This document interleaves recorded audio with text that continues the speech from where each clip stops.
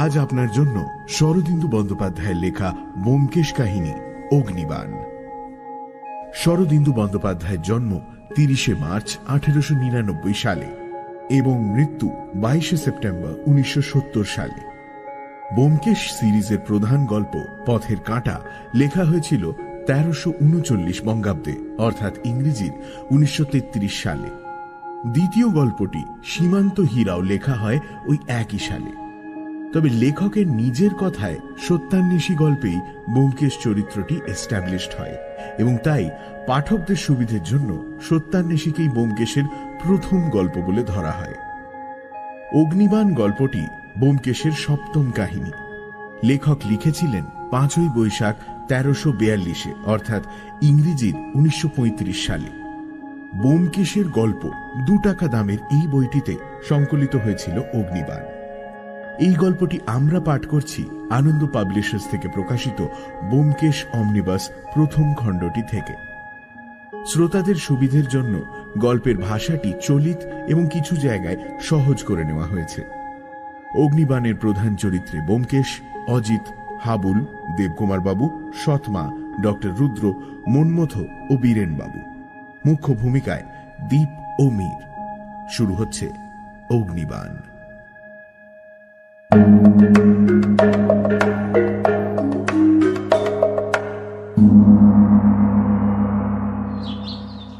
খবরের কাগজটা হতাশভাবে আমার কোলের ওপর ফেলে দিয়ে ব্যোমকেশ বলল, না, কোথাও কিছু নেই, একেবারে ফাঁকা। এর চেয়ে কাগজওয়ালারা সাদা কাগজ বের করলেই পারে, তাতে ছাপার খরচটা অন্তত বেঁচে যায়। আমি খোঁচা দিয়ে বললাম, বিজ্ঞাপনেও কিছু পেলে না? বলো কি, তোমার মতে তো দুনিয়ার যত কিছু খবর সব ওই বিজ্ঞাপন স্তম্ভের মধ্যেই ঠাসা আছে। না, বিজ্ঞাপনেও কিছু নেই। একটা লোক বিধবা বিয়ে করতে চায় বলে বিজ্ঞাপন দিয়েছে। এবার কুমারী ছেড়ে বিধবা বিয়ে করবার জন্যই গোঁ ধরেছে কেন, এটা তো ঠিক বোঝা গেল না। নিশ্চয় কোনো বদমতলব আছে। তা তো বটেই, আর কিছু? আর একটা বীমা কোম্পানি মহা ঘটা করে বিজ্ঞাপন দিয়েছে যে তারা স্বামী স্ত্রীর জীবন একসঙ্গে বীমা করবে এবং জোড়ার মধ্যে একটাকে কোনো রকমে পটল তোলাতে পারলেই অন্যজন টাকা পাবে। এইসব বীমা কোম্পানি এমন করে তুলেছে যে মরেও সুখ নেই। কেন, এর মধ্যেও বদমতলব আছে নাকি? বীমা কোম্পানি নিজের স্বার্থ না থাকতে পারে, কিন্তু অন্যের মনে দুর্বুদ্ধি জাগিয়ে তোলাও সৎকার্য নয়। এটার মানেটা কি? ব্যোমকেশ উত্তর দিল না। দীর্ঘশ্বাস ফেলে টেবিলের উপর একটা পা তুলে দিল। তারপর কড়িকাঠের দিকে অনুযোগপূর্ণ দৃষ্টিতে তাকিয়ে নীরবে ধোঁয়া ছাড়তে লাগল। আমি আর তাকে প্রশ্ন না করে খবরের কাগজ খুললাম। এই সময় চারিদিকে সভা সমিতি ও অধিবেশনের ধুম পড়ে যায়। এবারেও তার ব্যতিক্রম হয়নি। দেখলাম কলকাতাতেই গোটা ৫ বড় বড় সভা চলছে। তাছাড়া দিল্লিতে নিখিল ভারতীয় বিজ্ঞান সভার অধিবেশন চলছে। নিরুৎসুকভাবে বিজ্ঞান কংগ্রেসের বিবরণ পড়তে পড়তে একটা নাম দৃষ্টি আকর্ষণ করল। ইনি কলকাতার একজন খ্যাতনামা প্রফেসর ও বিজ্ঞান গবেষক, নাম দেবকুমার সরকার। বিজ্ঞান সভায় ইনি সুদীর্ঘ বক্তৃতা দিয়েছেন। অবশ্য ইনি ছাড়া অন্য কোনো বাঙালি যে বক্তৃতা দেননি এমন নয়, অনেকেই দিয়েছেন। কিন্তু বিশেষ করে দেবকুমার বাবুর নামটা চোখে পড়বার কারণ কলকাতায় তিনি আমাদের প্রতিবেশী। আমাদের বাড়ির কয়েকটা বাড়ির পরেই গলির মুখে তার বাড়ি। তার সঙ্গে আমাদের আলাপ ছিল না, কিন্তু তার পুত্র হাবুলের সঙ্গে পরিচয় থাকার ফলে নেপথ্যে থেকেই তার সঙ্গে আমরা ঘনিষ্ঠ হয়ে পড়েছিলাম।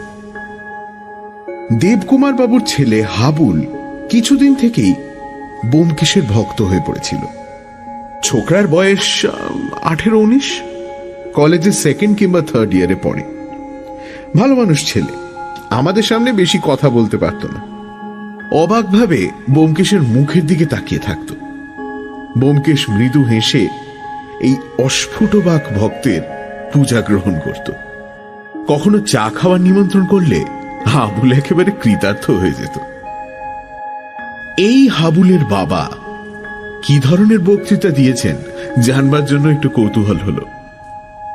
ব্যোমকেশকে বললাম, ওহে, হাবুলের বাবা দেবকুমার বাবু বক্তৃতা দিয়েছেন, শোনো।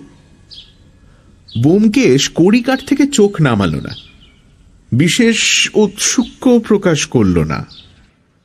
আমি পড়তে আরম্ভ করলাম। এ কথা সত্য যে জ্ঞান বিজ্ঞানের সাহায্য ব্যতীত কোনো জাতি বড় হইতে পারে নাই। অনেকের ধারণা এইরূপ যে ভারতবাসী বৈজ্ঞানিক গবেষণায় পরান্মুখ এবং তাহাদের উদ্ভাবনী শক্তি নাই। এই জন্যই ভারত পরনির্ভর ও পরাধীন হইয়া আছে। এই ধারণা যে সম্পূর্ণ ভ্রমাত্মক, ভারতের গরিমাময় অতীত তাহার প্রমাণ। নব্য বিজ্ঞানের যাহা বীজ মন্ত্র, তাহা যে ভারতেই প্রথম আবিষ্কৃত হইয়াছিল, তাহা সুধী সমাজে উল্লেখ করা বাহুল্য মাত্র। কিন্তু এই কথা অস্বীকার করিবার উপায় নাই যে বর্তমানে আমাদের এই অসামান্য উদ্ভাবনী প্রতিভা নিস্তেজ ও ম্রিয়মান হইয়া পড়িয়াছে। ইহার কারণ কি? পুরাকালে আচার্য ও ঋষিগণ রাজ অনুগ্রহের আওতায় বসিয়া সাধনা করিতেন। অর্থচিন্তা তাহাদের ছিল না। সাধনার সাফল্যের জন্য যাহা কিছু প্রয়োজন হইত, রাজকোষের অসীম ঐশ্বর্য তৎক্ষণাৎ তাহা যোগাইয়া দিত। কিন্তু বর্তমান ভারতীয় বৈজ্ঞানিকের অবস্থা কিরূপ? রাজা বৈজ্ঞানিক গবেষণার পরিপোষক নহেন। ধনী ব্যক্তিরাও জ্ঞান বিজ্ঞানের প্রসারের জন্য অর্থ ব্যয় করিতে কুণ্ঠিত। কয়েকটি বিশ্ববিদ্যালয়ের পরিমিত আয়োজনের উপর নির্ভর করিয়া উচ্চবৃত্তির সাহায্যে আমাদের সাধনায় প্রবৃত্ত হইতে হয়। ফলে আমাদের সিদ্ধিও তদুপযুক্ত হইয়া থাকে। তবু আমি গর্ব করিয়া বলিতে পারি, যদি আমরা অর্থের অভাবে পীড়িত না হইয়া অকুণ্ঠ চিত্তে সাধনা করিতে পারিতাম, তাহা হইলে আমরা জগতের কোন জাতির নিকটেই ন্যূন হইয়া থাকিতাম না। কিন্তু হায়, অর্থ নাই। তবু এই দৈন্য নির্জিত অবস্থাতে আমরা যাহা করিয়াছি তাহা নিন্দার বিষয় নহে, শ্লাঘার বিষয়। আমাদের ক্ষুদ্র ক্ষুদ্র ল্যাবরেটরিতে যে সকল আবিষ্ক্রিয়া মাঝে মাঝে অতর্কিতে আবির্ভূত হইয়া আবিষ্কর্তাকে বিস্ময়ে অভিভূত করিয়া ফেলিতেছে, কে তাহার সংবাদ রাখে? আবিষ্কারক নিজে গোপন আবিষ্কার সযত্নে বুকে লুকাইয়া নীরবে আরো অধিক জ্ঞানের সন্ধানে ঘুরিতেছে। কিন্তু সে একাকী, তাহাকে সাহায্য করিবার কেহ নাই। বরঞ্চ সর্বদাই ভয় অন্য কেহ তাহার আবিষ্কার কণিকার সন্ধান পাইলে তৎক্ষণাৎ তাহা আত্মসাৎ করিবে। তাই বলিতেছি, অর্থ চাই, সহানুভূতি চাই, গবেষণা করিবার অবাধ অফুরন্ত উপকরণ চাই। থামো। কি হলো? চাই চাই চাই আর আস্ফালন ভাল লাগে না।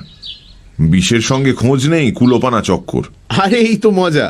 মানুষ নিজের অক্ষমতার একটা না একটা সাফাই সর্বদাই তৈরি করে রাখে।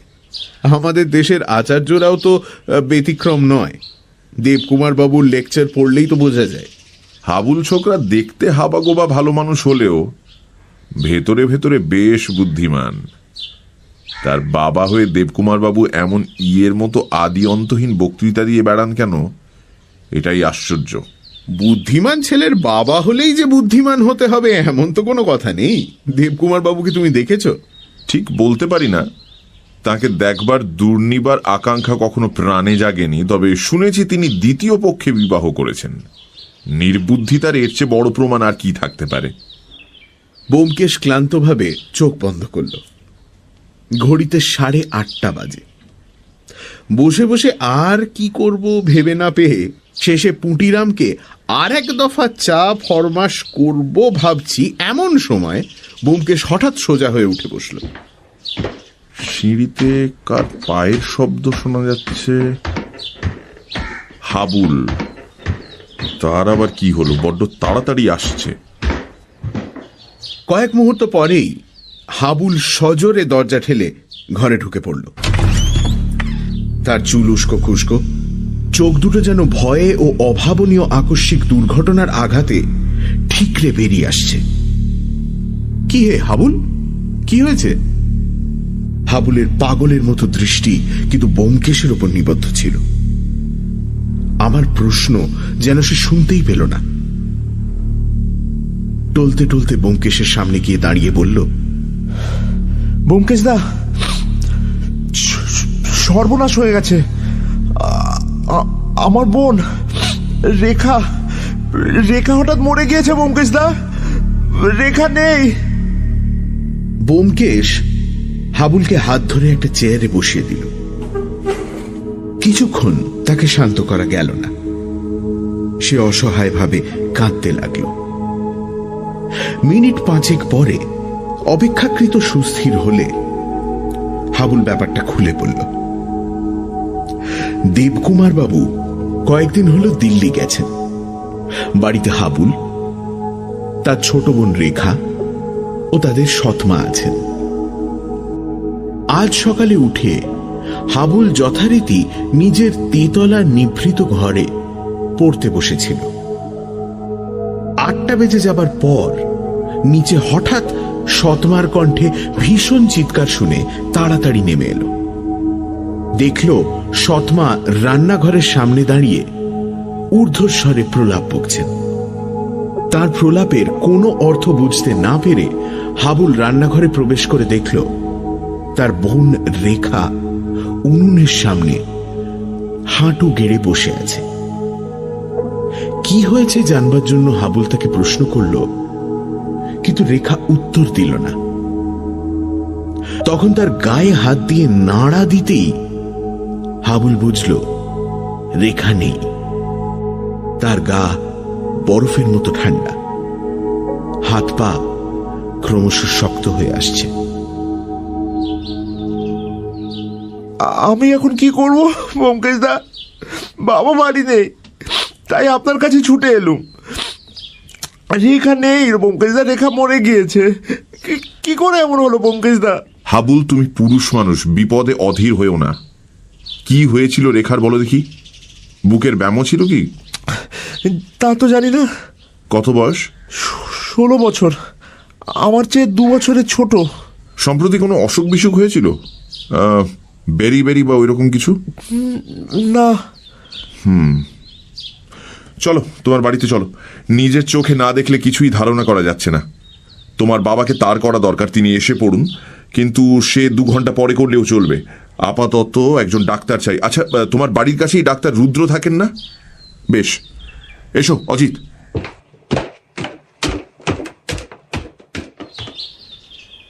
কয়েক মিনিট পরে দেবকুমার বাবুর বাড়ির সামনে উপস্থিত হলাম। আমরা দরজায় এসে দাঁড়াতেই ভেতর থেকে একটা তীক্ষ্ণ স্ত্রী কণ্ঠের এক টানা আওয়াজ কানে এলো।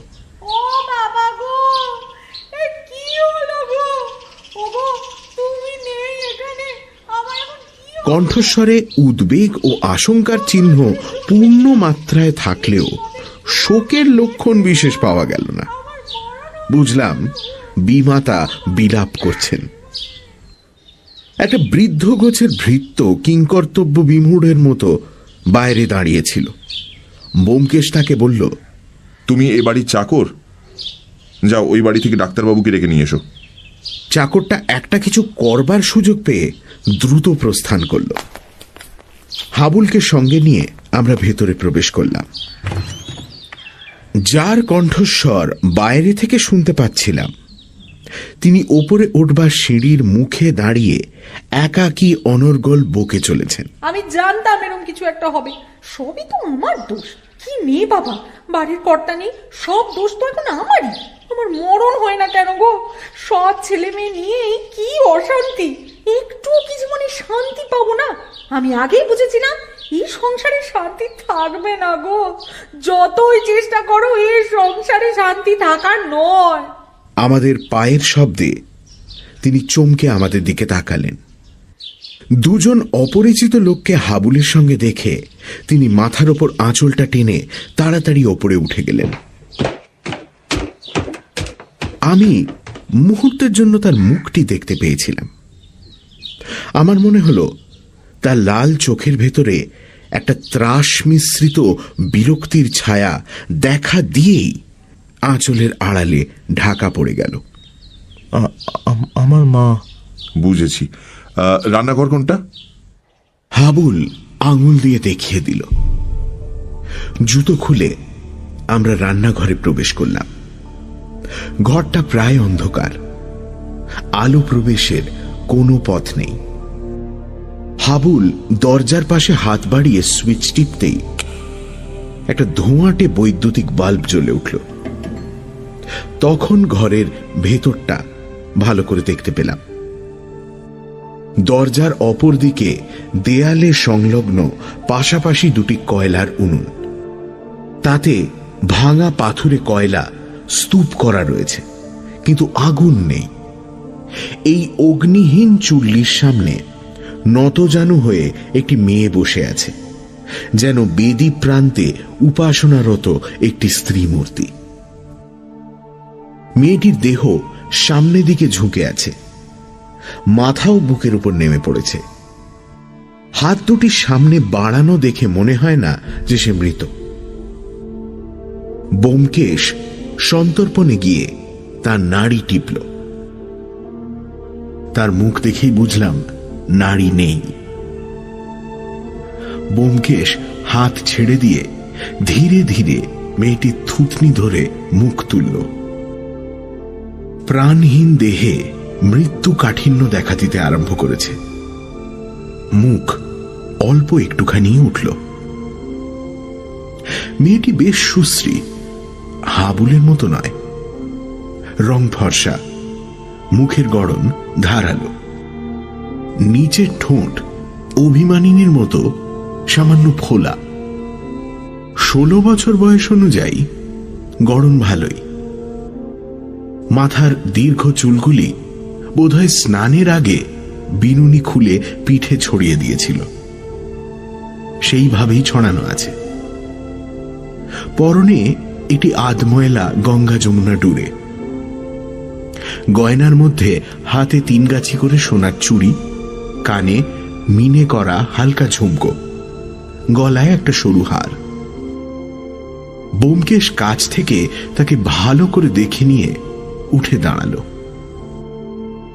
তারপর দূর থেকে তার বসবার ভঙ্গি সমগ্রভাবে দেখবার জন্য কয়েক পা সরে দাঁড়ালো। খানিকক্ষণ একাগ্র দৃষ্টিতে মেয়েটির দিকে তাকিয়ে থাকবার পর সে আবার কাছে ফিরে এলো।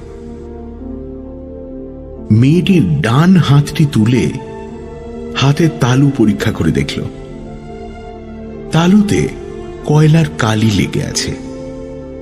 সে নিজের হাতে উনুনে কয়লা দিচ্ছিল, সহজেই অনুমান করা যায়। আঙুলগুলি একটু কোঁচকানো, তর্জনী ও বুড়ো আঙুল পরস্পরের সঙ্গে ঠেকে আছে। ব্যোমকেশ আঙুল দুটি সাবধানে আলাদা করতেই একটি ক্ষুদ্র জিনিস খসে মাটিতে পড়ল। ব্যোমকেশ সেটা মাটি থেকে তুলে নিজের তালুতে রেখে আলোয় নিয়ে গিয়ে পরীক্ষা করল। আমিও ঝুঁকে দেখলাম একটি দেশলাই কাঠির অতি ক্ষুদ্র অংশ। দেশলাই কাঠি জ্বলে আঙুল পর্যন্ত পৌঁছলে যেটুকু বাকি থাকে সেইটুকুই। গভীর মনঃসংযোগে কাঠিটা কিছুক্ষণ নিরীক্ষণ করে ব্যোমকেশ সেটা ফেলে দিল। তারপর মেয়েটির বাঁ হাত তুলে দেখল। বাঁ হাতটি মুঠো করা ছিল। মুঠো খুলতেই একটি দেশলাইয়ের বাক্স দেখা গেল। ব্যোমকেশ বাক্সটি নিয়ে খুলে দেখল কয়েকটি কাঠি রয়েছে। ভাবতে ভাবতে বলল, আমিও তাই প্রত্যাশা করেছিলুম। দেশলাই জেলে উনুনে আগুন দিতে যাচ্ছিল, এমন সময় মৃত্যু হয়েছে। তারপর মৃতদেহ ছেড়ে ঘরের চারদিকে দৃষ্টি ফেরাল। মেঝের উপর ভিজে পায়ের ছাপ শুকিয়ে অস্পষ্ট দাগ হয়েছিল, সেগুলো ভালো করে পরীক্ষা করল। শেষে ঘাড় নেড়ে বলল, না, মৃত্যুকালে ঘরে আর কেউ ছিল না। পরে একজন স্ত্রীলোক ঘরে ঢুকেছিলেন, তারপর হাবুল ঢুকেছিল। এই সময় বাইরে শব্দ শোনা গেল। ব্যোমকেশ বলল, ওই বোধহয় ডাক্তার রুদ্র এলেন। হাবুল, তাকে নিয়ে এসো। হাবুল বেরিয়ে গেল। আমি এই অবসরে ব্যোমকেশকে জিজ্ঞেস করলাম, ব্যোমকেশ, কিছু বুঝলে? ব্যোমকেশ ভুরু কুঁচকে মাথা নাড়ল। কিছু না, কেবল এইটুকু বোঝা যাচ্ছে যে মেয়েটি মৃত্যুর আগের মুহূর্ত পর্যন্ত জানতো না যে মৃত্যু এত কাছে। ডক্টর রুদ্রকে নিয়ে হাবুল ফিরে এলো। ডক্টর রুদ্র বয়স্ক লোক, কলকাতার একজন নামজাদা চিকিৎসক, কিন্তু অত্যন্ত রূঢ় ও কটুভাষী বলে তার দুর্নাম ছিল। মেজাজ সর্বদাই সপ্তমে চড়ে থাকত। এমনকি মুমূর্ষু রোগীর ঘরেও তিনি এমন ব্যবহার করতেন যে তিনি না হয়ে অন্য কোনো ডাক্তার হলে তার পেশা চলা কঠিন হয়ে পড়ত। একমাত্র চিকিৎসা শাস্ত্রে অসাধারণ প্রতিভার বলে তিনি পশার প্রতিপত্তি বজায় রেখেছিলেন। এছাড়া তার মধ্যে অন্য কোনো গুণ আজ পর্যন্ত কেউ দেখতে পায়নি। ডক্টর রুদ্রের চেহারা থেকে তার চরিত্রের একটা আভাস পাওয়া যেত। নিকষ কালো গায়ের রং, ঘোড়ার মতো লম্বা কদাকার মুখে রক্তবর্ণ দুটো চোখ যেন মানুষকে মানুষ বলেই গণ্য করে না। তিনি যখন ঘরে এসে ঢুকলেন তখন মনে হলো মূর্তিমান দম্ভ কোট প্যান্টালুন ও জুতো পরে ঘরের মধ্যে এসে দাঁড়িয়েছে। হাবুল নীরবে আঙুল দিয়ে বোনের দেহ দেখিয়ে দিল। ডক্টর রুদ্র স্বভাব কর্কশ্বরে জিজ্ঞেস করলেন, কি হয়েছে? মারা গেছে? ব্যোমকেশ বলল, আপনি দেখুন। ডক্টর রুদ্র ব্যোমকেশের দিকে কড়া দৃষ্টিতে তাকিয়ে বললেন, আপনি কে? আমি পারিবারিক বন্ধু। ব্যোমকেশকে সম্পূর্ণ উপেক্ষা করে ডক্টর রুদ্র হাবুলকে জিজ্ঞেস করলেন, এটি কে? দেবকুমার বাবুর মেয়ে? হাবুল ঘাড় নাড়ল। ডক্টর রুদ্রের কপালে যেন খানিকটা কৌতূহল প্রকাশ পেল। তিনি মৃতদেহের দিকে তাকিয়ে বললেন, এরই নাম রেখা? হাবুল আবার ঘাড় নাড়ল। কি হয়েছিল? কিছু না, হঠাৎই। ডক্টর রুদ্র তখন হাঁটু গেড়ে রেখার পাশে বসলেন। মুহূর্তের জন্য একবার নাড়িতে হাত দিলেন, একবার চোখের পাতা টেনে চোখের মনি দেখলেন, তারপর উঠে দাঁড়িয়ে বললেন, মারা গেছে। প্রায় 2 ঘন্টা আগে মৃত্যু হয়েছে। রেগা মর্টিস সেট ইন করেছে। কথাগুলো তিনি এমন পরিতৃপ্তির সঙ্গে বললেন যেন অত্যন্ত সুসংবাদ, শোনামাত্র শ্রোতারা খুশি হয়ে উঠবে। ব্যোমকেশ প্রশ্ন করল, কিসে মৃত্যু হয়েছে বলতে পারেন কি? সেটা অটপসি না করে বলা অসম্ভব। আমি চললাম। আমার ভিজিট 32 টাকা বাড়িতে পাঠিয়ে দিও, আর পুলিশে খবর দেওয়া দরকার। মৃত্যু সন্দেহজনক। বলে ডক্টর রুদ্র প্রস্থান করলেন। রান্নাঘর থেকে বেরিয়ে এসে ব্যোমকেশ বলল, পুলিশে খবর পাঠানোই উচিত, নইলে আরো অনেক হাঙ্গামা হতে পারে। আমাদের থানার দারোগা বীরেনবাবুর সঙ্গে আমার আলাপ আছে, আমি তাকে খবর দিচ্ছি। এক টুকরো কাগজে তাড়াতাড়ি করে কয়েক ছত্র লিখে ব্যোমকেশ চাকরের হাতে দিয়ে থানায় পাঠিয়ে দিল। তারপর বলল, মৃতদেহ এখন নাড়াচাড়া করে কাজ নেই, পুলিশ এসে যা হয় করবে। দরজায় শেকল তুলে দিয়ে বলল, হাবুল, একবার রেখার ঘরটা দেখতে গেলে ভালো হতো। ভারী গলায় আসুন বলে হাবুল আমাদের ওপরে নিয়ে গেল।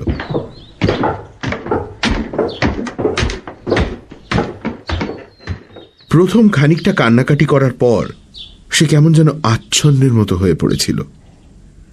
যে যা বলছিল কলের পুতুলের মতো তাই করছিল। দোতলায় গোটা 3 ঘর। তার সর্বশেষেরটি রেখার, বাকি 2টি বোধ করি দেবকুমার বাবু ও তার গৃহিণীর শোয়ার ঘর। রেখার ঘরে প্রবেশ করে দেখলাম ঘরটা আয়তনে ক্ষুদ্র হলেও পরিপাটিভাবে গোছানো। আসবাব বেশি নেই, যে কটি রয়েছে বেশ পরিষ্কার পরিচ্ছন্ন।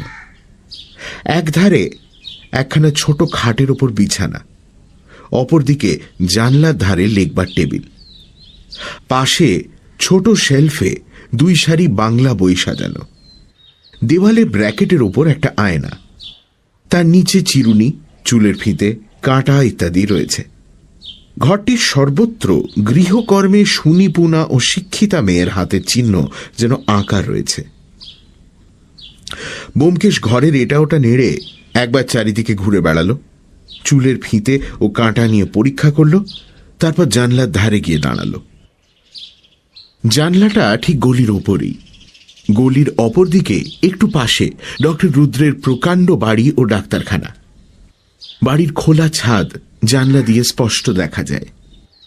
ব্যোমকেশ কিছুক্ষণ বাইরের দিকে তাকিয়ে রইল, তারপর ফিরে টেবিলে দেরাজ ধরে টানল। দেরাজে চাবি ছিল না, টান দিতেই খুলে গেল।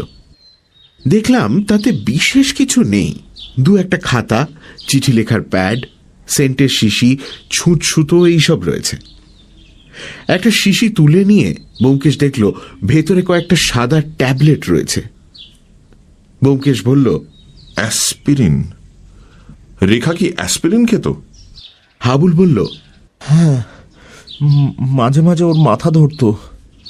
শিশি রেখে দিয়ে আবার ব্যোমকেশ চিন্তিতভাবে ঘরে পায়চারি শুরু করল। শেষে বিছানার সামনে এসে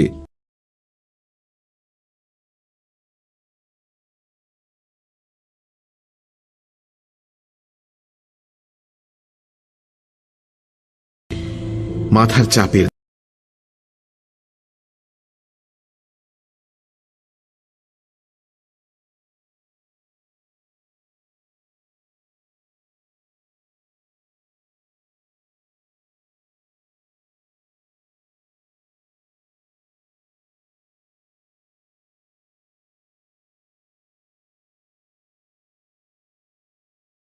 ব্যোমকেশ অন্যমনস্কভাবে মাথার বালিশটা তুলল। একখণ্ড ফিকে সবুজ রঙের কাগজ বালিশের তলায় চাপা ছিল। বালিশ সরাতেই সেটা বেরিয়ে পড়ল। ব্যোমকেশ চমকে কাগজটা তুলে নিয়ে উল্টে পাল্টে দেখল ভাঁজ করা চিঠির কাগজ।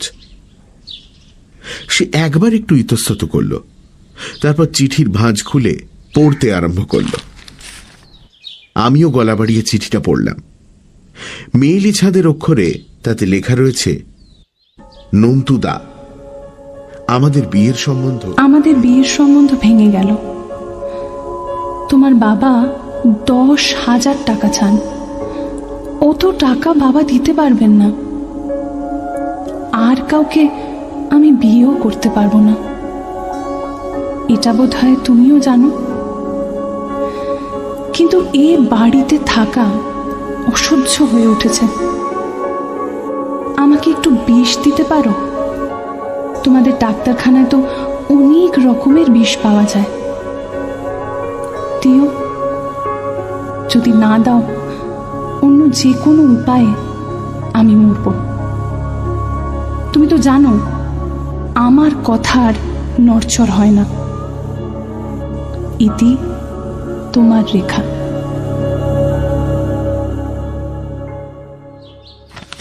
চিঠিটা পড়ে ব্যোমকেশ নীরবে হাবুলের হাতে দিল। হাবুল পড়ে আবার ঝরঝর করে কেঁদে ফেলল। কান্না ভেজা গলায় বলে উঠল, আমি আমি আমি জানতুম এই হবে। রেখা আত্মহত্যা করবে। নন্তুকে? নন্তুদা ডক্টর রুদ্রর ছেলে। রেখার সঙ্গে ওর বিয়ের সম্বন্ধও হয়েছিল। নন্তুদা বড় ভালো, কিন্তু ওই চামারটা 10,000 টাকা চেয়ে বাবাকে রাগিয়ে দিল। ব্যোমকেশ নিজের মুখের উপর দিয়ে একবার হাত চালিয়ে বলল, কিন্তু যাক। তারপর হাবুলের হাত ধরে বিছানায় বসিয়ে স্নিগ্ধ স্বরে তাকে সান্ত্বনা দিতে লাগল। হাবুল রুদ্ধ স্বরে বলল, ব্যোমকেশদা, নিজের বলতে আমার ওই বোনটা ছাড়া আর কেউ ছিল না।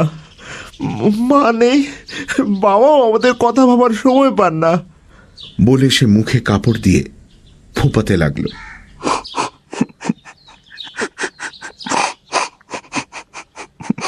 যা হোক, ব্যোমকেশের সান্ত্বনায় কিছুক্ষণ পরে সে অনেকটা শান্ত হলো। তখন ব্যোমকেশ বলল, চলো, এখনই পুলিশ আসবে। তার আগে তোমার মাকে কিছু জিজ্ঞাসা করবার আছে। হাবুলের বিমাতা নিজের ঘরে ছিলেন। হাবুল গিয়ে ব্যোমকেশের আবেদন জানালো। তিনি আর ঘোমটা টেনে দরজার পাশে এসে দাঁড়ালেন।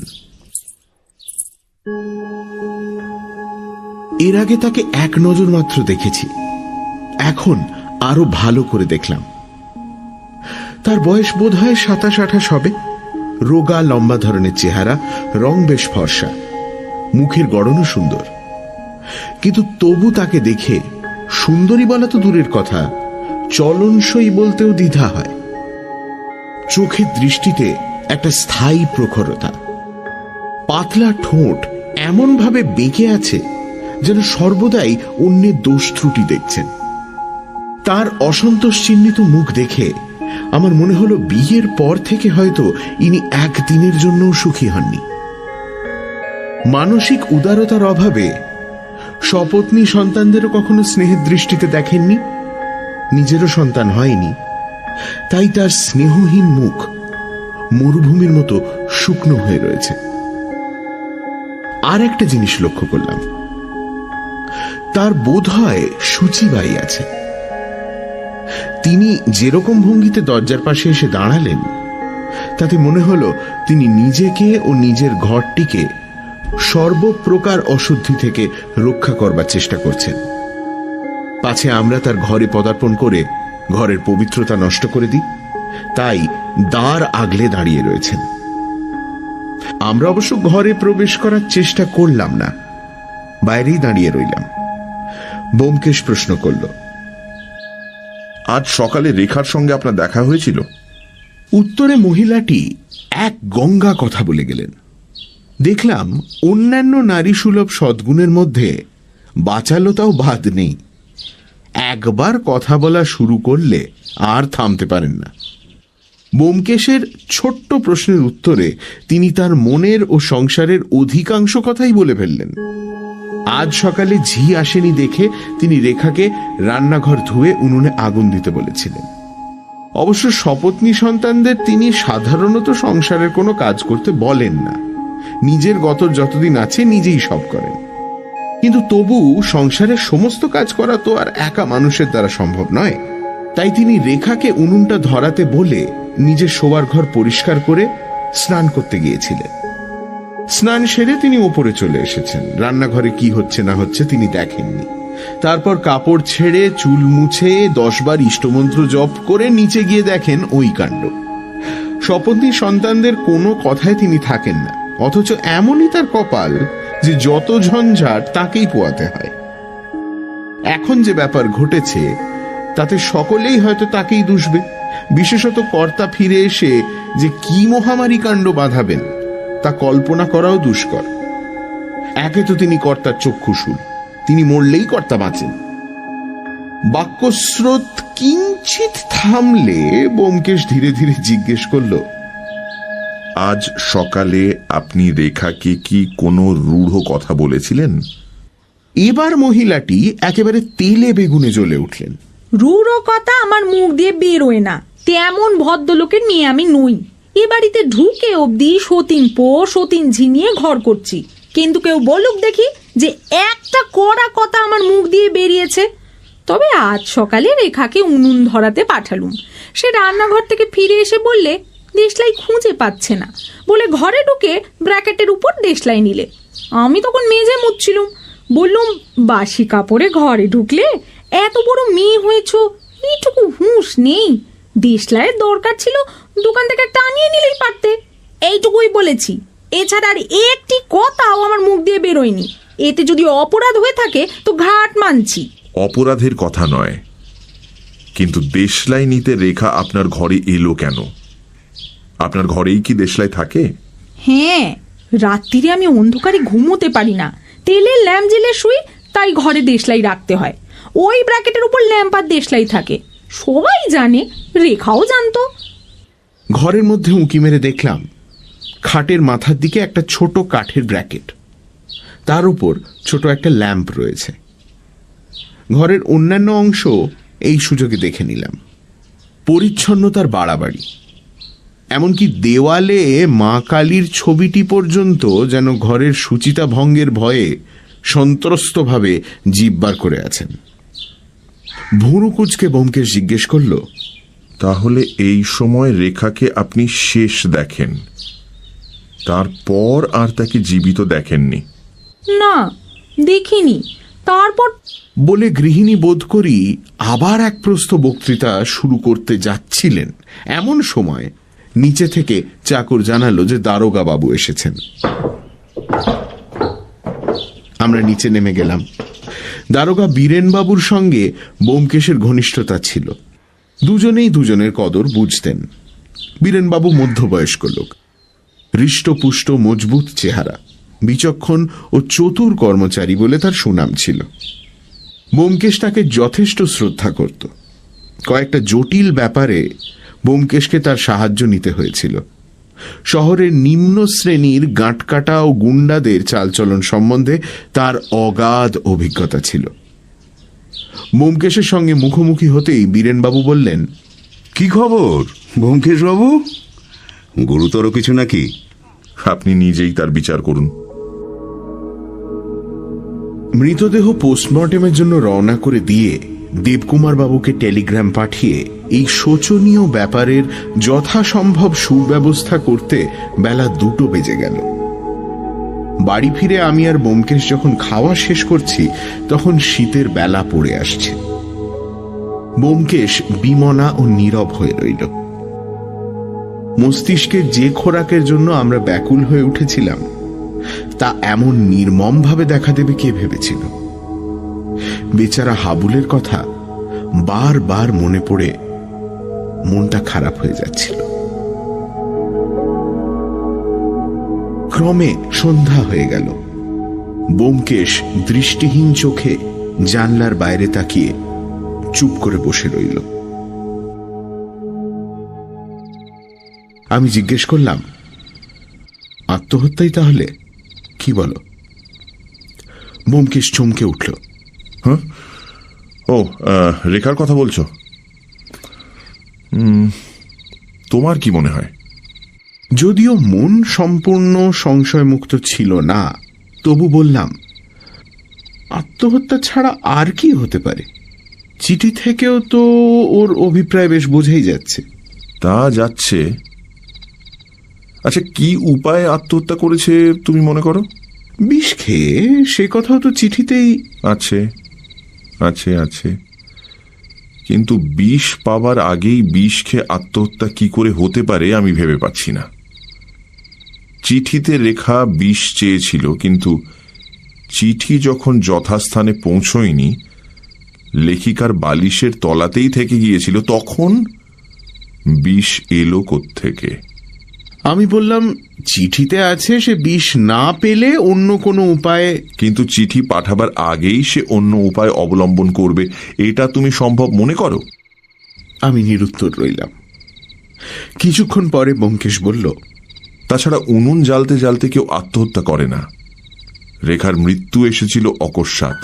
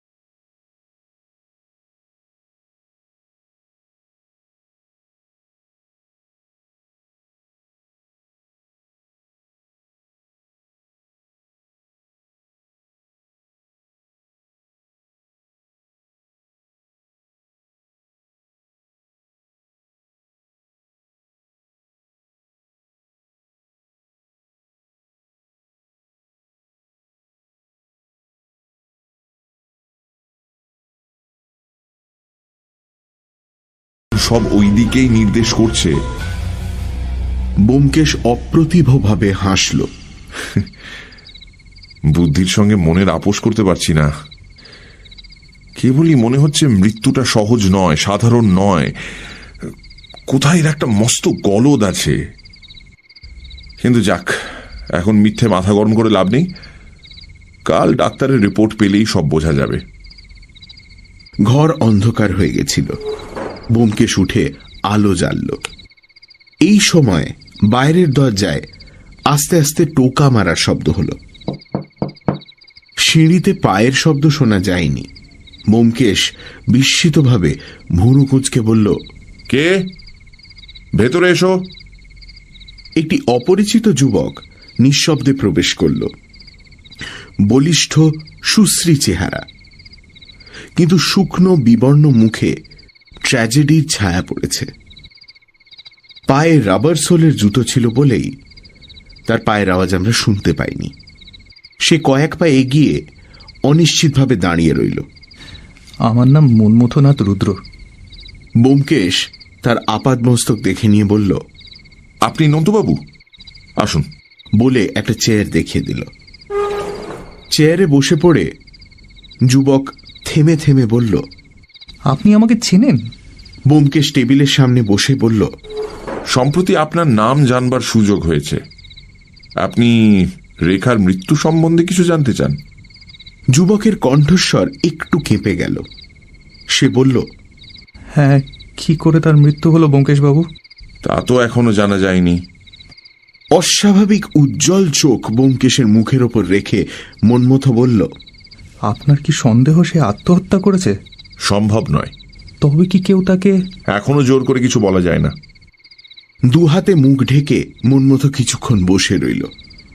তারপর মুখ তুলে অস্পষ্ট স্বরে বলল, আপনারা হয়তো শুনেছেন রেখার সঙ্গে আমার। শুনেছি। মনমথ এতক্ষণ জোর করে সংযম রক্ষা করছিল, এবার ভেঙে পড়ল। ছেলেবেলা থেকে তাকে ভালোবাসতুম। যখন রেখার 6 বছর বয়স, আমি ওদের বাড়িতে খেলা করতে যেতুম তখন থেকে। তারপর যখন বিয়ের সম্বন্ধ হলো, তখন বাবা এমন এক শর্ত দিলেন যে বিয়ে ভেঙে গেল। তবু আমি ঠিক করেছিলাম বাবার মতের বিরুদ্ধে গিয়ে বিয়ে করব। এই নিয়ে বাবার সাথে তুমুল ঝগড়া হয়। বাবা বললেন বাড়ি থেকে দূর করে দেবেন। তবু আমি। বাবার সঙ্গে আপনার কখন ঝগড়া হয়েছিল? কাল দুপুরবেলা। আমি বলেছিলাম রেখাকে ছাড়া আর আমি কাউকে বিয়ে করব না। তখন কি জানতো যে রেখা? কিন্তু কেন এমন হলো ব্যোমকেশবাবু? রেখাকে প্রাণে মেরে কার কি লাভ হলো? ব্যোমকেশ একটা পেন্সিল নিয়ে টেবিলের ওপর হিজিবিজি কাটছিল। মুখ না তুলেই বলল, আপনার বাবার কিছু লাভ হতে পারে। মনমথ চমকে দাঁড়িয়ে উঠল। বাবা? না না, আপনি কি বলছেন? বাবা? মনমথ আর কোনো কথা না বলে তাড়াতাড়ি ঘর থেকে বেরিয়ে গেল। ব্যোমকেশের দিকে ফিরে দেখলাম সে গাঢ় মনঃসংযোগে টেবিলের ওপর হিজবিজি কাটছে। পরদিন সকালবেলাটা ডাক্তারের রিপোর্টের প্রতীক্ষায় কেটে গেল, কিন্তু রিপোর্ট এলো না। ব্যোমকেশ ফোন করে থানায় খবর নিল, কিন্তু সেখানেও কোনো খবর পাওয়া গেল না। বিকেল বেলা আন্দাজ 4:30 সময় দেবকুমার বাবু এলেন। আলাপ না থাকলেও তার মুখ চেনা ছিল। আমরা খাতির করে তাকে বসালাম। তিনি হাবুলের টেলিগ্রাম পাওয়া মাত্র দিল্লি ছেড়ে রওনা হয়েছিলেন। আজ দুপুরে এসে পৌঁছেছেন। তার বয়স 40 কি 41 বছর, কিন্তু চেহারা দেখে আরো বর্ষিয়ান মনে হয়। মোটাসোটা দেহ, মাথায় টাক, চোখে পুরু কাচের চশমা। তিনি স্বভাবতই একটু অন্যমনস্ক প্রকৃতির লোক বলে মনে হয়। তার গলাবন্ধ কোট ও গোল চশমা পরা পেঁচার মতো চেহারা কলকাতার ছাত্রমহলে কারো অপরিচিত ছিল না। প্রতিবেশী বলে আমিও এর আগে কয়েকবার দেখেছি, কিন্তু এখন দেখলাম তার চেহারা কেমন যেন শুকিয়ে উঠেছে। চোখের কোলে গভীর কালির দাগ, গালের মাংস চুপসে গেছে। চশমার কাঁচের ভেতর থেকে আমার দিকে তাকিয়ে তিনি বললেন, ও আপনি ব্যোমকেশ বাবু? আমি ব্যোমকেশকে দেখিয়ে দিলাম। তিনি ব্যোমকেশের দিকে ফিরে বললেন, ও, বলে হাতের মোটা লাঠিটা টেবিলের উপর রাখলেন। ব্যোমকেশ মামুলি দু একটা সহানুভূতির কথা বলল। দেবকুমার বাবু বোধহয় তা শুনতে পেলেন না। তার ক্ষীণ দৃষ্টি তিনি একবার ঘরের ওপর বুলিয়ে নিলেন, তারপর ক্লান্ত স্বরে বললেন, কাল বেলা 10টায় দিল্লি থেকে বেরিয়ে আজ 2:30টার সময় এখানে এসে পৌঁছেছি। প্রায় 30 ঘন্টা ট্রেনে। আমি চুপ করে রইলাম। শারীরিক ক্লান্তি তার প্রতি অঙ্গে ফুটে উঠছিল।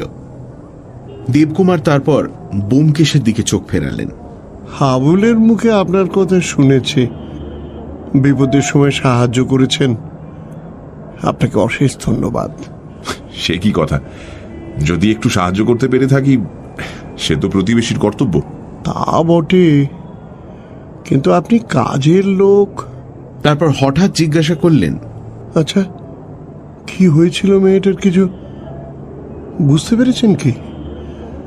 বাড়িতে ভালো করে তো কেউ কিছু বলতেও পারলো না। ব্যোমকেশ তখন যতখানি দেখেছিল ও বুঝেছিল দেবকুমার বাবুকে বলল। শুনতে শুনতে দেবকুমার বাবু অন্যমনস্কভাবে পকেট থেকে সিগার বার করলেন, সিগার মুখে ধরিয়ে তারপর আবার কি মনে করে সেটা টেবিলের ওপর রেখে দিলেন। আমি তার মুখের দিকে তাকালাম, দেখলাম ব্যোমকেশের কথা শুনতে শুনতে তিনি এত তন্ময় হয়ে গিয়েছেন যে স্নায়বিক উত্তেজনার বশে তার অস্থির হাত দুটো যে কি করছে সেদিকে লক্ষ্য নেই।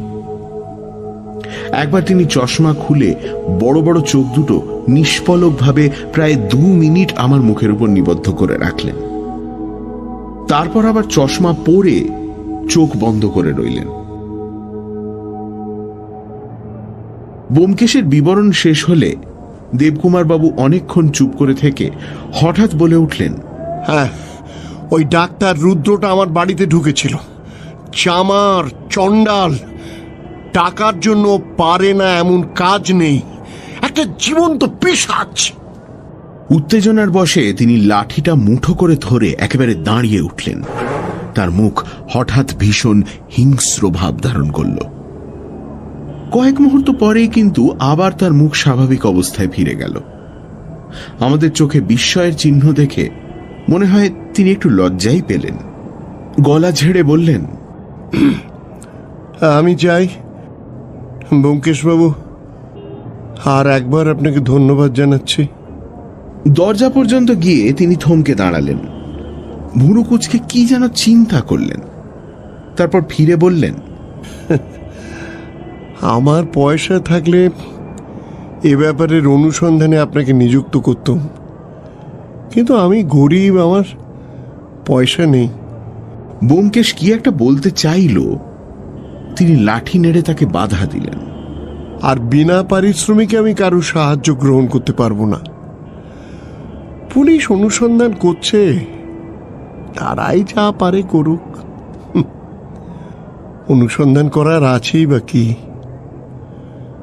1000 অনুসন্ধান করলেও আমার মেয়েকে তো আর আমি ফিরিয়ে পাবো না। একটা ভ্রম সংশোধন হলো। আমার ধারণা হয়েছিল দেবকুমার বাবু প্রথম পক্ষের ছেলে মেয়েদের ভালোবাসেন না। সেটা ভুল। অন্তত মেয়েকে তিনি খুব বেশি ভালোবাসেন। সিগারটা দেবকুমার বাবু ফেলে গিয়েছিলেন, সেটা দিকে দৃষ্টিপাত করে ব্যোমকেশ বলল, আশ্চর্য অন্যমনস্ক লোক। ডক্টর রুদ্রের উপর ভয়ঙ্কর রাগ দেখলুম। ব্যোমকেশ উত্তর দিল না। সন্ধ্যের পর দারোগা বীরেনবাবু স্বয়ং ডাক্তারের রিপোর্ট নিয়ে এলেন। বললেন, রিপোর্ট বড় ডিসঅ্যাপয়েন্টিং। বারবার পরীক্ষা করেও মৃত্যুর কারণ ধরতে পারা যায়নি। রিপোর্ট পড়ে দেখলাম ডাক্তার লিখেছেন দেহের কোথাও কোনো ক্ষতচিহ্ন নেই, শরীরের অভ্যন্তরেও কোনো বিষ পাওয়া যায়নি। হৃদযন্ত্র সবল ও স্বাভাবিক, সুতরাং হৃদযন্ত্রের ক্রিয়া বন্ধ হওয়ার জন্য মৃত্যু হয়নি।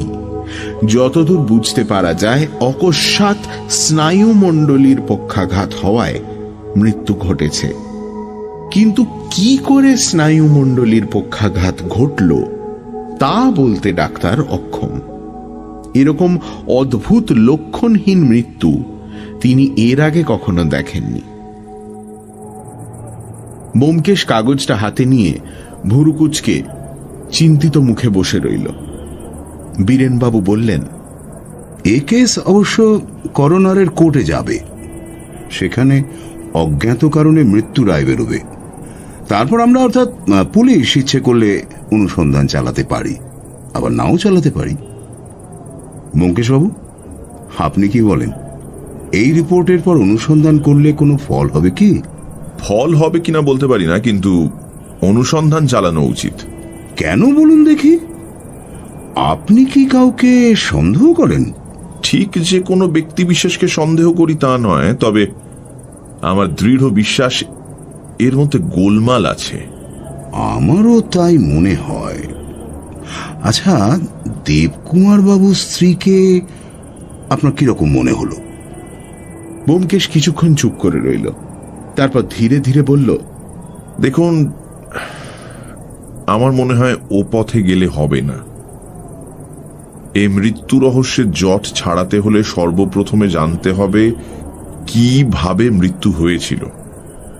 এটা যতক্ষণ না জানতে পারছেন ততক্ষণ একে ওকে সন্দেহ করে কোনো ফল হবে না।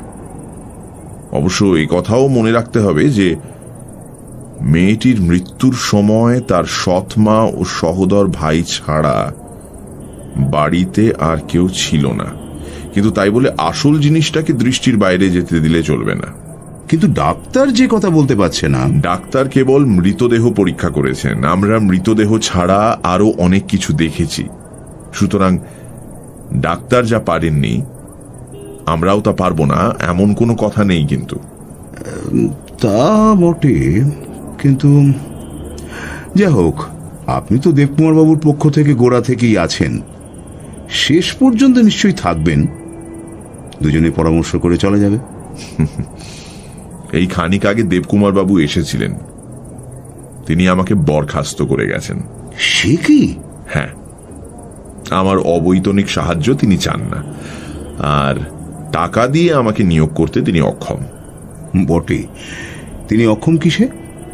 তিনি তো মোটা মাইনের চাকরি করেন, 700-800 টাকা মাইনে পান শুনেছি। তা হবে। বীরেনবাবুর কপালে ভাঁজ পড়ল।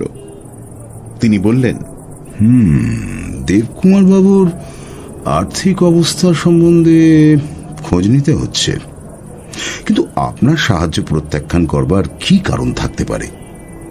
তিনি কাউকে আড়াল করবার চেষ্টা করছেন না তো? আমি হেসে ফেললাম। দেবকুমার বাবু অপরাধীকে আড়াল করবার জন্য কৌশলে ব্যোমকেশের সাহায্য প্রত্যাখ্যান করেছেন, এই কথা শুনতে যেমন অদ্ভুত তেমনই হাস্যকর। বীরেনবাবু তীক্ষ্ণ স্বরে বললেন, হাসছেন যে? আমি অপ্রস্তুত হয়ে বললাম, আপনি দেবকুমার বাবুকে দেখেছেন? না। তাকে দেখেই বুঝবেন কেন হাসছি। তারপর বীরেনবাবু উঠলেন। বিদায়কালে ব্যোমকেশকে বললেন, আমি এ ব্যাপারে তল পর্যন্ত অনুসন্ধান করে দেখব, যদি কিনারা করতে পারি। আপনি কিন্তু ছাড়া পাবেন না।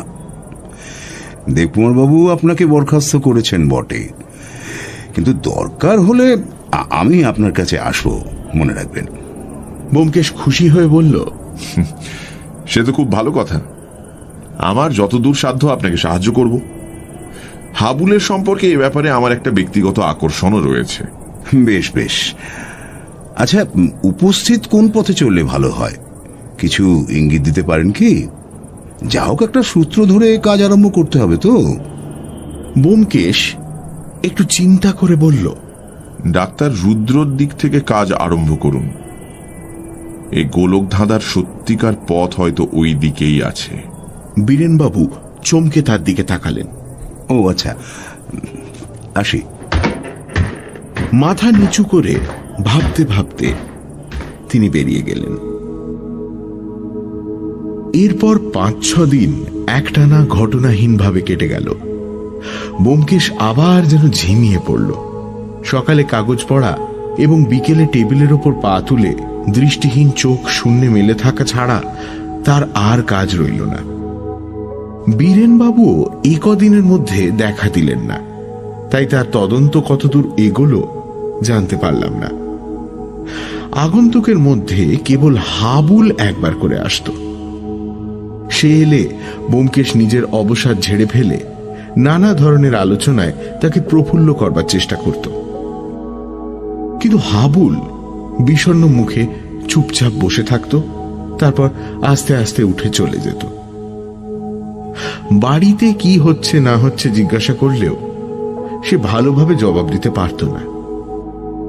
বিমাতার মনোভাব যে আরো কড়া হয়ে উঠেছে তা হাবুলের কথা থেকেই বোঝা যেত। শেষ দিন সে নিঃশ্বাস ফেলে বলল, বাবা আজ রাত্রে পাটনা যাচ্ছেন, ওখানে কি ইউনিভার্সিটিতে লেকচার দেবেন। বুঝলাম শোকের ওপর রাত দিন কথার কচকচি সহ্য করতে না পেরে তিনি পালিয়ে যাচ্ছেন। এই নির্লিপ্ত স্বভাব বৈজ্ঞানিকের পারিবারিক অশান্তির কথা ভেবে দুঃখ হল। সেদিন হাবুল চলে যাওয়ার পর বীরেনবাবু এলেন। তার মুখ দেখে বুঝলাম বিশেষ সুবিধে করতে পারেননি। যাই হোক, ব্যোমকেশ তাকে বসালো। আমাদের বিকেলের চায়ের সময় হয়েছিল। চা এসে পৌঁছল। তখন ব্যোমকেশ বীরেনবাবুকে জিজ্ঞাসা করল, তারপর খবর কিছু আছে? পেয়ালায় চুমুক দিয়ে বিমর্ষভাবে বীরেনবাবু বললেন, কোনো দিকেই কিছু সুবিধে হচ্ছে না। যেদিকে হাত বাড়াচ্ছি কিছু ধরতে ছুঁতে পারছি না। প্রমাণ পাওয়া তো দূরের কথা, একটা সন্দেহের ইশারা পর্যন্ত পাওয়া যাচ্ছে না। অথচ আমার দৃঢ় ধারণা জন্মেছে যে এর ভেতর একটা গভীর রহস্য লুকোনো রয়েছে। যতই প্রতিপদে ব্যর্থ হচ্ছি ততই এ বিশ্বাস দৃঢ় হচ্ছে। মৃত্যুর কারণ সম্বন্ধে নতুন কিছু জানতে পেরেছেন? আমি ডাক্তার সাহেবের সঙ্গে দেখা করেছিলাম। তিনি অবশ্য রিপোর্টের বাইরে যেতে রাজি নন। তবু মনে হলো তার একটা থিওরি আছে। তিনি মনে করেন কোনো অজ্ঞাত বিষের বাষ্প নাকে যাওয়ার ফলেই মৃত্যু হয়েছে। তিনি খুব অস্পষ্ট আবছাভাবে কথাটা বললেন বটে, তবে মনে হলো তার ওই বিশ্বাস। উনুন ধরাবার সময় মৃত্যু হয়েছিল, এ কথা ডাক্তারকে বলেছিলেন বুঝি? হ্যাঁ। যাক, আর এদিকে ডাক্তার রুদ্র সম্বন্ধে খোঁজ নিয়েছিলেন? হ্যাঁ, যতদূর জানতে পারলাম লোকটা নির্জলা পাষণ্ড আর অর্থপিশাচ। কয়েকজন টিটেনাস রোগীর ওপর নিজের আবিষ্কৃত ইঞ্জেকশন পরীক্ষা করতে গিয়ে তাদের সাবার করেছে, এই গুজবও শুনেছি। কিন্তু দুঃখের বিষয়, বর্তমান ব্যাপারে তাকে খুনের আসামি করা যায় না। দেবকুমার বাবুর মেয়ের সঙ্গে ওর ছেলের সম্বন্ধ হয়েছিল খবর ঠিক। লোকটা 10,000 টাকা বরপণ দাবি করেছিল। দেবকুমার বাবুর অত টাকা দেওয়ার ক্ষমতা নেই, কাজেই তাকে সম্বন্ধ ভেঙে দিতে হলো। ডাক্তার রুদ্রর ছেলেটা কিন্তু ভদ্রলোক। বাপের সঙ্গে এই নিয়ে তার ভীষণ ঝগড়া বেঁধে গিয়েছিল। ইতিমধ্যে এই বাড়িতে এই কাণ্ড। মেয়েটি হঠাৎ মারা গেল। তারপর ছোকরাটি শুনলাম বাড়ি ছেড়ে কোথায় চলে গেছে। তার বিশ্বাস তার বাপই প্রকারান্তরে মেয়েটির মৃত্যুর কারণ। মনমতো যে বাপের বাড়ি ছেড়ে চলে গেছে এ সংবাদ নতুন বটে, কিন্তু আর সব কথাই আমরা আগে থেকে জানতাম। তাই পুরনো কথা শুনতে শুনতে ব্যোমকেশ একটু অন্যমনস্ক হয়ে পড়েছিল। বীরেনবাবু থামলে সে প্রশ্ন করল, দেবকুমার বাবুর আর্থিক অবস্থা সম্বন্ধে অনুসন্ধান করবেন বলেছিলেন, করেছিলেন নাকি? করেছিলুম। তার আর্থিক অবস্থা ভালো নয়। ধার কর্জ নেই বটে, কিন্তু মেয়ের বিয়েতে 10-12 হাজার টাকা খরচ করা তার অসাধ্য। লোকটি বোধহয় বেহিসাবি, সাংসারিক বুদ্ধিও কম। কলেজ থেকে বর্তমানে তিনি 800 টাকা মাইনে পান। কিন্তু শুনলে আশ্চর্য হবেন, এই 800 টাকার অধিকাংশই যায় তার বীমা কোম্পানির পেটে। 50,000 টাকার লাইফ ইন্স্যুরেন্স করিয়েছেন। তাও এত বেশি বয়সে যে প্রিমিয়াম দিয়ে হাতে বড় কিছু থাকে না। 50,000 টাকার লাইফ ইন্স্যুরেন্স নিজের নামে করেছেন? শুধু নিজের নামে নয়, জয়েন্ট পলিসি, নিজের আর স্ত্রীর নামে। মাত্র 1 বছর হলো পলিসি নিয়েছেন। দ্বিতীয় পক্ষের স্ত্রী, তিনি মারা গেলে পাছে বিধবাকে পথে দাঁড়াতে হয়, এই জন্যই বোধহয় দুজনে একসঙ্গে বীমা করিয়েছেন। এই টাকায় উত্তরাধিকারীদের দাবি থাকবে না। আর কিছু? আর কি, দেবকুমার বাবুর ছেলে হাবুলের পেছনেও লোক লাগিয়েছিলাম যদি কিছু জানতে পারা যায়। সে ছোকরা কেমন যেন পাগলাটে ধরনের, কলেজে বড় একটা যায় না, রাস্তায় ঘুরে বেড়ায়, কখনো পার্কে চুপ করে বসে থাকে। আপনার কাছেও রোজ একবার করে আসে, জানতে পেরেছি। এই সময় হঠাৎ লক্ষ্য করলাম ব্যোমকেশ যেন ছটফট করছে। অনেকদিন পরে তার চোখে সেই চাপা উত্তেজনার প্রখর দৃষ্টি দেখতে পেলাম। কিছু না বুঝেও আমার রক্ত চঞ্চল হয়ে উঠল। ব্যোমকেশ কিন্তু বাইরে কোনো উত্তেজনা প্রকাশ করল না। আগের মতোই বিরস্বরে বলল, হাবুলকে বাদ দিতে পারেন। উঠছেন নাকি? থানাতেই থাকবেন তো? আচ্ছা, যদি দরকার হয় ফোনে খবর নেব। বীরেনবাবু একটু অবাক হয়ে উঠে দাঁড়ালেন। তিনি চলে যাওয়ার পর ব্যোমকেশ কিছুক্ষণ পেছনে হাত দিয়ে ঘরময় পায়চারি করল। দেখলাম তার চোখে সেই পুরনো আলো জ্বলছে। বীরেনবাবুকে সে হঠাৎ এমন ভাবে বিদায় করে দিল কেন জিজ্ঞেস করতে যাচ্ছি, এমন সময় সে চেয়ারের পিঠ থেকে শালখানা তুলে নিয়ে বলল, চলো একটু বেরিয়ে আসা যাক। বন্ধ ঘরে বসে মাথাটা গরম হয়ে গেছে। দুজনেই বেরোলাম। অকারণে বাড়ির বাইরে যাওয়ায় ব্যোমকেশের একটা মজ্জাগত বিমুখতা আছে। কাজ না থাকলে সে ঘরের কোণে চুপ করে বসে থাকতে ভালোবাসে। আমিও তার সঙ্গদোষে ঘরকুনোই হয়ে পড়েছিলাম। একলা কোথাও যাওয়ার অভ্যেস ছুটে গিয়েছিল। তাই আজ তার উত্তপ্ত মস্তিষ্ক ফাঁকা জায়গার বিশুদ্ধ বাতাস কামনা করছে দেখে খুশি হয়ে উঠলাম। পথে চলতে চলতে কিন্তু খুশির ভাব বেশিক্ষণ স্থায়ী হল না। জনসংকুল পথে ব্যোমকেশ এমনই বাহ্যজ্ঞানহীন উদ্ভ্রান্ত ভাবে চলতে লাগলো যে ভয় হলো এখনই হয়তো একটা কাণ্ড বাঁধিয়ে বসে। আমি তাকে সামনে নিয়ে চলবার চেষ্টা করলাম, কিন্তু সে অপ্রশমিত বেগে একে ওকে ধাক্কা দিয়ে দেখি একটু সরুন। একবার এক বৃদ্ধ ভদ্রলোকের পা মারিয়ে দিয়ে একটু যেতে দিন। কয়েক মুহূর্ত পরে এক তরুণীকে ঠেলা দিয়ে কোনো দিকে না তাকিয়ে জগন্নাথের অপ্রতিহত রথের মতো অগ্রসর হয়ে চলল। একটু যেতে দিন দেখি, একটু সরুন। সত্যি এতটা আত্মবিস্মৃত তাকে এর আগে আমি কখনো দেখিনি। তার মন যে হঠাৎ শিকারের সন্ধান পেয়ে দিক বিদিক জ্ঞান শূন্য হয়ে ছুটছে তা আমি বুঝছিলাম বটে, কিন্তু তার মনস্তত্ত্ব সম্বন্ধে সম্পূর্ণ উদাসীন পথচারী তা বুঝবে কেন? কোনো মতে কলেজ স্কোয়ার পর্যন্ত এসে পৌঁছলাম। ছাত্রছাত্রীরা ঘুরে বেড়াচ্ছে, আড্ডা মারছে সেখানে। আমি আর দ্বিধা না করে ব্যোমকেশের হাত শক্ত করে ধরে ভেতরে ঢুকে পড়লাম। পুকুরকে ঘিরে একটা জটলা, আমরা সেই জটলায় মিশে গেলাম। ব্যোমকেশ তখনও স্থানকাল সম্বন্ধে সম্পূর্ণ অচেতন। তার ভুরু কুঁচকোনো, কাঁধ থেকে শাল মাঝে মাঝে পড়ে যাচ্ছে, কিন্তু সেদিকে তার ভ্রুক্ষেপ নেই। আমি ভাবতে লাগলাম বীরেনবাবুর কথার মধ্যে এমন কি ছিল যা ব্যোমকেশের নিষ্ক্রিয় মনকে হঠাৎ পাঞ্জাব মেলের ইঞ্জিনের মতো এতটা সক্রিয় করে তুলেছে। তবে কি রেখার মৃত্যু সমস্যার সমাধান আসন্ন? সমাধান যে সত্যিই আসন্ন তখনও তা বুঝতে পারিনি। আধ ঘন্টা এইভাবে পরিভ্রমণ করবার পর ব্যোমকেশের চেতনা ধীরে ধীরে ফিরে এলো। সে সহজ দৃষ্টিতে আমার দিকে তাকিয়ে বলল, আজ দেবকুমার বাবু পাটনা যাবেন, তাই না? আমি ঘাড় নাড়লাম। তাকে যেতে দেওয়া হবে না। ব্যোমকেশ সামনের দিকে তাকিয়ে কথা অসমাপ্ত রেখেই ক্ষিপ্র পায়ে এগিয়ে যেতে লাগল। দেখলাম এক কোণে একখানা বেঞ্চি ঘিরে অনেক ছেলে জড়ো হয়েছে এবং উত্তেজিতভাবে কথা বলছে। এই দেখ তো ওখানে কি হয়েছে। ভিড়ের বাইরে যারা ছিল তারা গলা বাড়িয়ে দেখবার চেষ্টা করছে।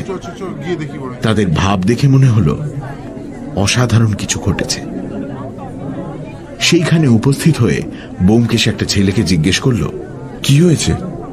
ছেলেটি বলল, ঠিক বুঝতে পারছি না, বোধহয় কেউ হঠাৎ বেঞ্চে বসে বসেই মারা গেছে। ব্যোমকেশ ভিড় ঠেলে ভেতরে ঢুকলো। একটু যেতে দিন দেখি, একটু শুনুন শুনুন শুনুন।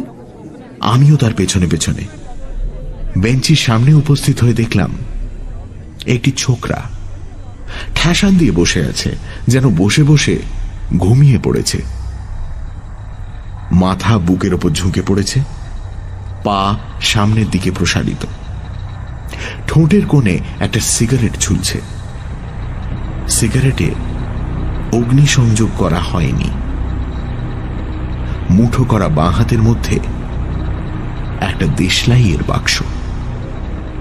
একটি মেডিকেল ছাত্র নাড়ি ধরে দেখছিল, বলল, না না, নাড়ি নেই, মারা গেছে।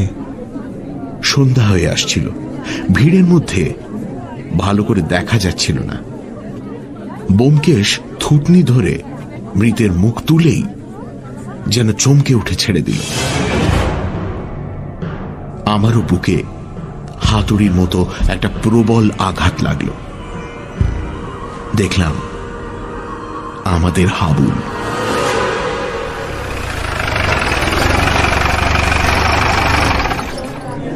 পুলিশের পৌঁছতে দেরি হলো না। আমরা দেবকুমার বাবুর ঠিকানা পুলিশকে জানিয়ে বেরিয়ে এলাম। তখন রাস্তায় গ্যাস জ্বলেছে। দ্রুত পদে বাড়ির দিকে ফিরতে ফিরতে ব্যোমকেশ কয়েকবার যেন ভয়ার্ত স্বরে বলল, নিয়তির কি নির্মম প্রতিশোধ, কি নিদারুণ পরিহাস। আমার মাথার ভেতর সবকিছু কেমন যেন নিশ্চল হয়ে গেছিল।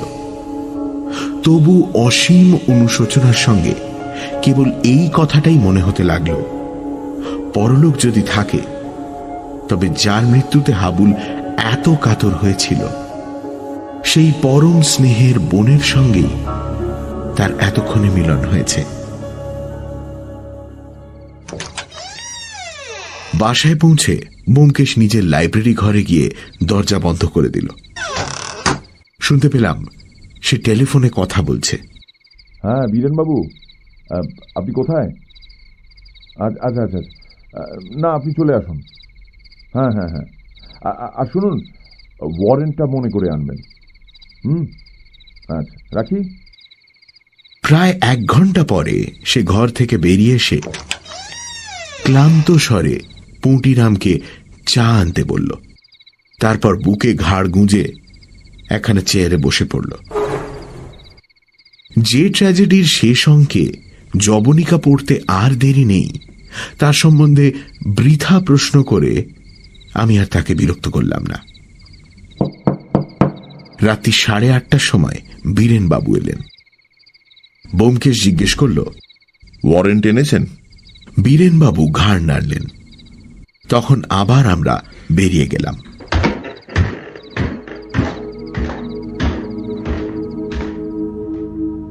দেবকুমার বাবুর বাড়িতে আসতে 3-4 মিনিট লাগলো। দেখলাম বাড়ি নিস্তব্ধ। ওপরের ঘরগুলির জানলায় আলো নেই, কেবল নিচে বসবার ঘরে বাতি জ্বলছে। বীরেনবাবু কড়া নাড়লেন, কিন্তু ভেতর থেকে সাড়া এলো না। তখন তিনি দরজা ঠেললেন। ভেজানো দরজা খুলে গেল। আমরা ভেতরে ঢুকলাম।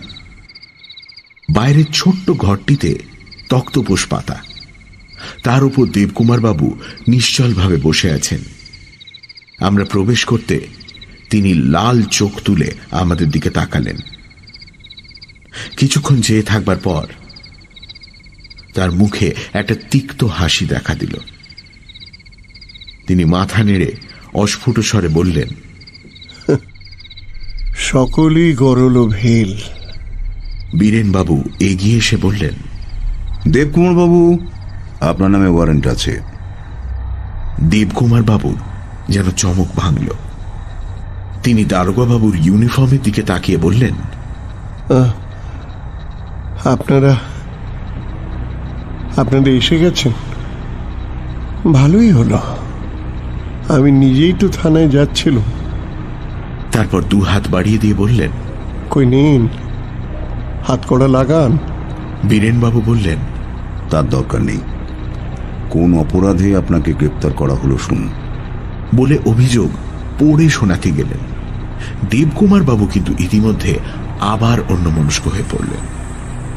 পকেটে হাত দিয়ে তিনি যেন কি খুঁজতে খুঁজতে নিজের মনেই বললেন, নিয়তি, নইলে হাবুল ওই বাক্স থেকে দেশলাইয়ের কাঠি বার করতে গেল কেন?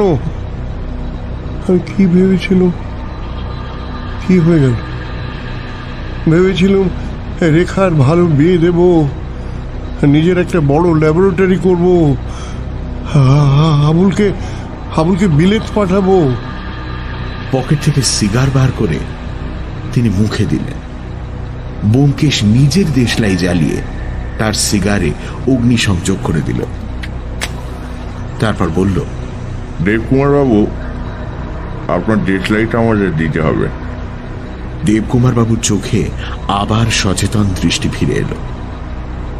তিনি বললেন, ও ব্যোমকেশ বাবু, আপনিও এসেছেন? না না, ভয় নেই আপনার।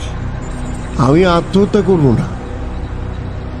আমি ছেলেকে মেরেছি, আমি মেয়েকে মেরেছি। আমি খুনি আসামির মতো ফাঁসি কাটে ঝুলতে চাই। দেশলাইয়ের বাক্সটা তবে দিন। পকেট থেকে বাক্স বের করে দেবকুমার বাবুর সামনে ফেলে দিলেন। বললেন, নিন নিন, সাবধান, খুব ভয়ানক জিনিস। এর প্রত্যেকটি কাঠি এক একটি মৃত্যুবাহন। একবার জ্বালালে আর রক্ষে নেই। ব্যোমকেশ দেশলাইয়ের বাক্সটা বীরেনবাবুর হাতে দিল। তিনি সন্তর্পণে সেটা পকেটে রাখলেন। দেবকুমার বাবু বলে চললেন, কি অদ্ভুত আবিষ্কার করেছিলুম। অদ্ভুত। পলকের মধ্যে মৃত্যু হবে, কিন্তু কোথাও এতটুকু চিহ্ন থাকবে না। আধুনিক যুদ্ধনীতির আমূল পরিবর্তন হয়ে যেত। বিষ নয়, মহামারী।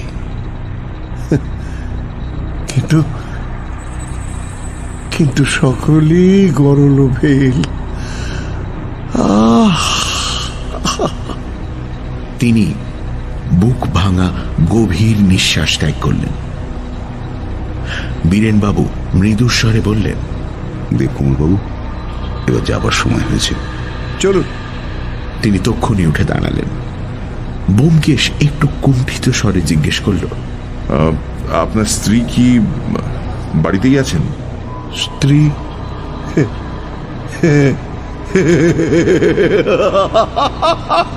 স্ত্রী?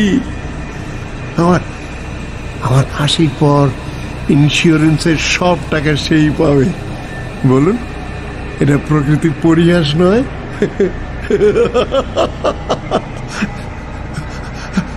চল চল চল।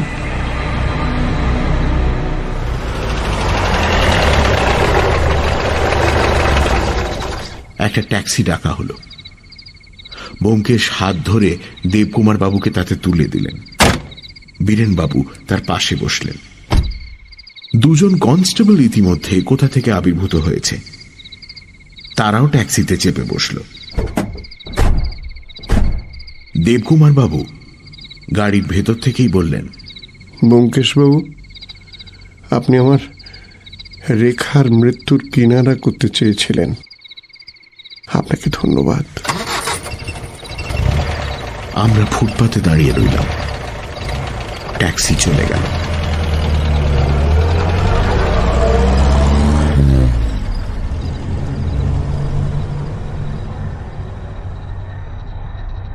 দিন দুই ব্যোমকেশ এ বিষয়ে কোনো কথা বলল না। তার মনের অবস্থা বুঝে আমিও পিড়াপিড়ি করলাম না। তৃতীয় দিন বিকেলে সে নিজেই বলতে আরম্ভ করল। এলোমেলো ভাবে কতকটা যেন নিজের মনেই কথা বলতে লাগলো। পোড়া দেশলাইয়ের কাঠি আর এক হাতে বাক্স ছিল, অর্থাৎ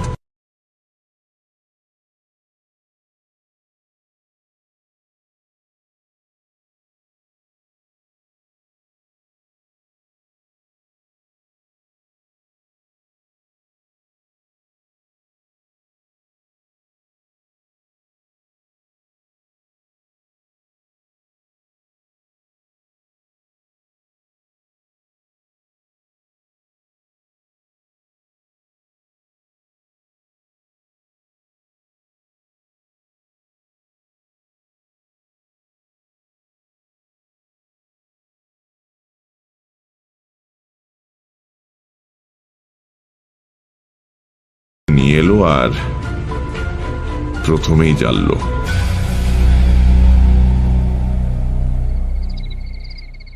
অজিত, তুমি তো লেখক, দেবকুমার বাবুর এই ব্যাপারের মধ্যে একটা প্রকাণ্ড রূপক দেখতে পাচ্ছ না? মানুষ যেদিন প্রথম অন্যকে হত্যা করবার অস্ত্র আবিষ্কার করেছিল, সেদিন সে নিজেরই মৃত্যুবাণ নির্মাণ করেছিল। রাজ, সারা পৃথিবী জুড়ে গোপনে গোপনে এই যে হিংসার কুটিল বিষ তৈরি হচ্ছে, এও মানুষ জাতটাকে একদিন নিঃশেষে ধ্বংস করে ফেলবে। ব্রহ্মার ধ্যান উদ্ভূত দৈত্যের মতো সে কিন্তু স্রষ্টাকেও রিয়াত করবে না, মনে হয় নাকি? ঘর অন্ধকার হয়ে গিয়েছিল। ব্যোমকেশকে ভালো করে দেখা যাচ্ছিল না, কিন্তু আমার মনে হলো তার শেষ কথাগুলো জল্পনা নয়, ভবিষ্যৎবাণী।